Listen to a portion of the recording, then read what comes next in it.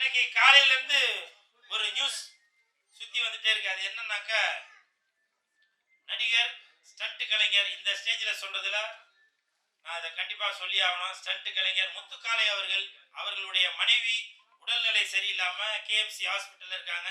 Video எல்லாம் பார்த்திருப்பீங்க. அதனால தயவு செய்து முதலமைச்சர் விஜய் சார், நீங்க அந்த ஸ்டண்ட் கலைஞர் நடிகர் அவருடைய மனைவிக்கு இப்போ நீங்க இதுல தேர்தல் வாக்குறுதியில சொல்லியிருந்தீங்க காப்பீடு திட்டங்களா இருக்குன்னு. அதனால தயவு செய்து அவருடைய மனைவியை நீங்க காப்பாற்ற வேண்டும் என்று உங்க பாதம் தொட்டு நான் கேட்டுக்கொள்கிறேன். இத பல நடிகர்கள் சொல்ல மாட்டாங்க, பல இயக்குநர்கள் சொல்ல மாட்டாங்க, பல பணக்காரங்க சொல்ல மாட்டாங்க.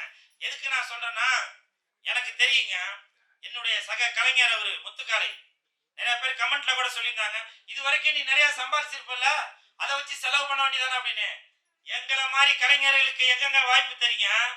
யாரு ஒழுங்கா ஷூட்டிங் ஸ்பாட்டுக்கு வராதவங்களோ, பிகு பண்றாங்களோ, உங்களுக்கு ஒத்துழைப்பு கொடுக்காதவங்களோ, ஆடியோ ரிலீஸுக்கு வராதவங்களோ, ப்ரமோஷனுக்கு வராதவங்களோ, ப்ரொடியூசரோட வழியை தெரியாதவங்களோ, டைரக்டரோட வழியை தெரியாதவங்களோ, அவங்களுக்கு தான் நீங்க முன்னுரிமை கொடுத்து அவங்க கேட்கிற சம்பளத்தோட 10 மடங்கு 20 மடங்கு ஜாஸ்தியா கொடுத்து, என்னோட பாஷையில சொல்லணும்னா எங்க இதுல சொல்ல வலுவட்டை ஆக்கி வச்சிருக்கீங்க, எடுத்து குட்டி சாவர ஆக்கி வச்சிருக்கீங்க அப்படின்னு நான் சொல்லுவேன்.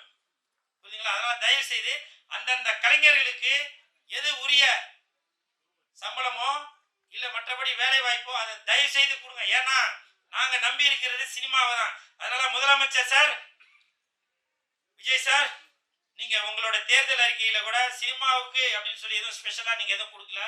சினிமா கலைஞர்களுக்கு நீங்க மிகப்பெரிய பொக்கிஷமாக நாங்க எல்லாம் ஓட்டு போட்டு உங்களை தேர்ந்தெடுத்து வைத்திருக்கோம். நீங்க இந்த சினிமா கலைஞர்களுக்கு மிகப்பெரிய ஒரு பொக்கிஷமாக அமைவீங்க அப்படின்ற நான் நம்புறேன். அது மட்டும் இல்ல, இப்ப நான் கார்ல வரும்போது அவரு முத்துக்காளையோட வீடியோ எல்லாம் பார்க்கும்போது, அப்போ லெஜண்ட் ரசிகர் மன்ற செயலாளர் திரு சுதாகர் அவர்கள் என்கிட்ட ஒரு வாக்குறுதி ஒன்று கொடுத்தாங்கன்னா, அவங்களுக்கு லெஜண்ட் ரசிகர் மன்றம் சார்பாக நான் இதெல்லாம் உதவி செய்யறேன்னு அப்படின்னாரு. ப்ளீஸ் கொஞ்சம் எழுந்து கை காட்டுங்கப்பா. அவருக்கு என் மனமார்ந்த நன்றி. ஏன்னா புரட்சி தலைவர் எம்ஜிஆர் ஐயா அவர்கள் என்ன செய்து கொண்டிருந்தாரோ அதே வழியில தான் இப்ப லெஜண்ட் அவர்களும் போய் கொண்டிருக்காங்க.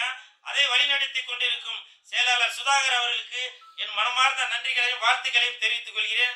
உங்களால முடிஞ்ச உதவி, புரியுதுங்களா? ஹாஸ்பிட்டலுக்கு தான் அது பண்ணணும் அப்படின்றதுல நீங்க ஏதாவது ஒரு மாத்திரை செலவுக்காச்சும் ஆகும் இல்லையா? அந்த மாதிரி ஒரு நல்ல உள்ளம் கொண்ட சுதாகர் அவர்களுக்கு என் மனமார்ந்த நன்றிகளையும் வாழ்த்துக்களையும் தெரிவித்துக் கொண்டு இதோட முடிச்சிடலாமா? பசிக்குது. ஓகே, எனக்கு தான் பசிக்குது.